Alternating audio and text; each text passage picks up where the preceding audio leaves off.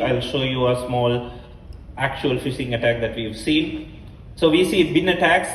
BIN is a bank identification number. If you get hold of a bank identification number, which is the first 8-digit now of the card, there are enough tools in dark web to generate actual card numbers. We've seen very basic attacks where we generate card numbers and keep on trying for transactions. So what banks do is they take proactive measurements to block such attacks, which leads to the second item, which is ASI attack. ASI is account status inquiry attacks.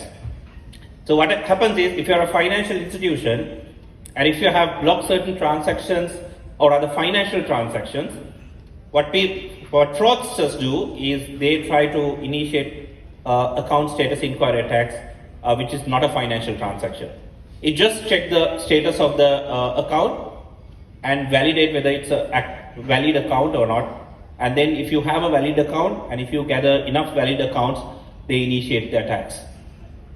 Brute force attacks, we have seen this many times, even in Sri Lanka. That's the next version of BIN attacks, where fraudsters use the bots and scripts and multiple other technical resources to initiate large-scale attacks in one go to one of the identified financial institutions.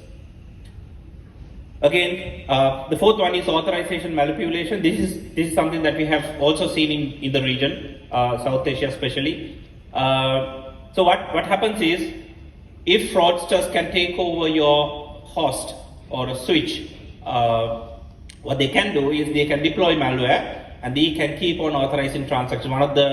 One of the use cases that we have seen is for some of the ATM transactions.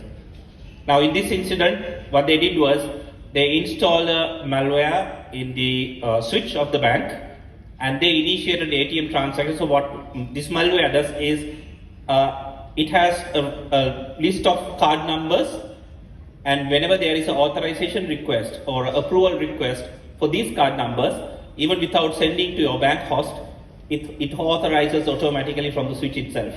So it never reaches the host, but the transaction is approved. What happens is, when you plant, if you're a fraudster, and if you plant such a malware in a switch of a bank, can go to any ATM and withdraw, it never reaches the core banking system. From the switch itself, it approves, and you can withdraw unlimited cash, right? So this is something that we have also seen.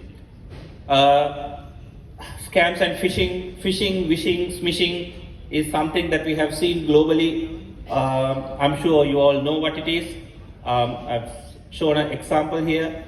However, despite of all the efforts, phishing, smishing, wishing is something that is still growing in the market, and that also calls for higher level of education that we need to do for general public. And by doing that, we can build confidence of doing transactions digitally.